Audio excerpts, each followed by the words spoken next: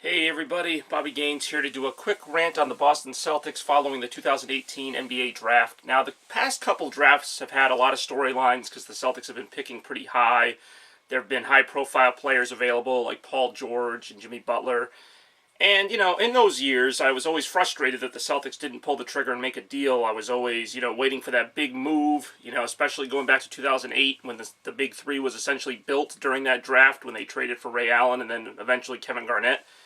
So, the draft, to me, has been a big deal at times. Not even necessarily for who the Celtics can draft, but just who they can maybe get by moving picks around. And this year they did nothing. And believe it or not, I couldn't be happier. That's right, you heard me. The Celtics did what I wanted them to do and stood pat. There were rumors of them trading up to get a higher pick by trading Jaylen Brown or trading other assets, and I didn't want that. I certainly didn't want them to trade Jaylen Brown, unless it was for a good player, but it's funny what a difference a couple years can make, because originally I thought Jaylen Brown was kind of a wasted pick at number 3, and he's turned out to be a really good player. I think he's almost underrated at this point, because Jason Tatum kind of overshadowed him in this past season, but I think Jaylen Brown's a really good player on his own right, and I wouldn't trade him unless you can get like a really good player in return. And like I said, the Celtics end up picking number 27th overall. They picked Robert Williams, who's a center, who's apparently a decent player. I don't really know much about the draft after the first, 5 or 6 players. I know who the top guys are, and we'll see how they pan out. But the Celtics have had high draft picks the past few years, so picking low doesn't really matter as much to me. And this kind of felt like the first draft in a while. And I guess that's the result of the rebuild. The first year in a while that the Celtics weren't desperate. The past few years, you've kind of felt like the Celtics needed to do something, They needed to take a really good player at the top of the draft, or they had to, make a big trade or something. And, a lot of things have changed, obviously. And I'm not saying the Celtics are like a championship team yet, but they're getting really close. And because of that, I'm a little more hesitant now than I ever was. I say this like I run the team, but I'm hesitant to say, make a trade, get Jimmy Butler, get a player, a decent player. And, of course, the big player who's out there right now, potentially, is Kawhi Leonard, who wants to be traded and who will, probably get his way out of San Antonio eventually because of, just how he's been the past year or so. So, that's the big player that, the Celtics might have tried to get. And, in fact, I guess they did try to get him at this past trade deadline. Who knows if that interest is still there? Probably is. And, Anthony Davis is another name that's always linked to the Celtics, but I don't think he's going to be available.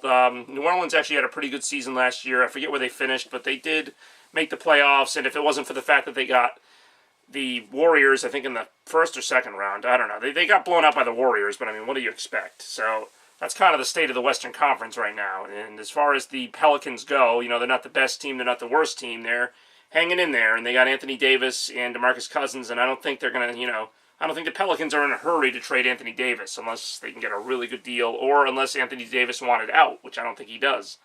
So that leaves me to, what do I want to see the Celtics do for the rest of the offseason? Because the draft is over. They took their pick pending some kind of trade.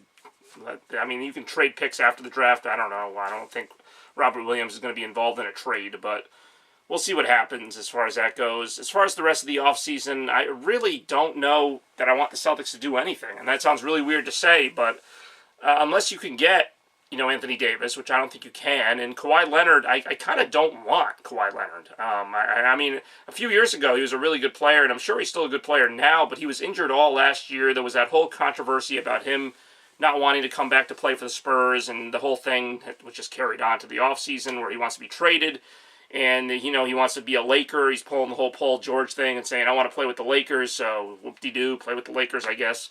And that's why I don't want to see the Celtics trade draft picks or Jaylen Brown or anybody, really, to get a player who might play a year for the Celtics, if he doesn't cause some problem here, and then move on. It's not worth it at this point, And I feel like the Celtics are in a position where they're going to be contending, For the first time in a while, it seems like my patience has paid off, and the Celtics are finally going to be, in the conversation. They were a game away from the finals last year, so I think, at the very least, with that team, they were a game away from the finals. I think bringing back Kyrie, bringing back Gordon Hayward for a full season now, hopefully, they're going to be even better. And who knows what else they might go out and do. Now, that doesn't mean I don't want them to add anybody. If they can get, a decent player to complement the team, sure. And as far as Marcus Smart, I hope they re-sign him. But, again, if they don't, it's not the end of the world. And then, of course, there's the elephant in the room that is LeBron James, who has loosely been linked to the Celtics. I don't think they're going to get him. And as weird as this sounds, I don't know if I want them to get him. I've kind of had like a on again, off again thing going on with LeBron James as far as hating him. Like, I've hated him. I absolutely hated him with the Miami Heat. Since he went back to Cleveland, I've kind of just been whatever on him. I didn't really like him last year. I feel like he's just there at this point. Like, he's just kind of a selfish player who I don't really like, but wouldn't surprise me if he yet again goes to Houston or goes to like a team that he can win a title with, basically. Just makes another super team. Whoop-de-doo, that's LeBron's thing. So, again, do I want him to come to the Celtics?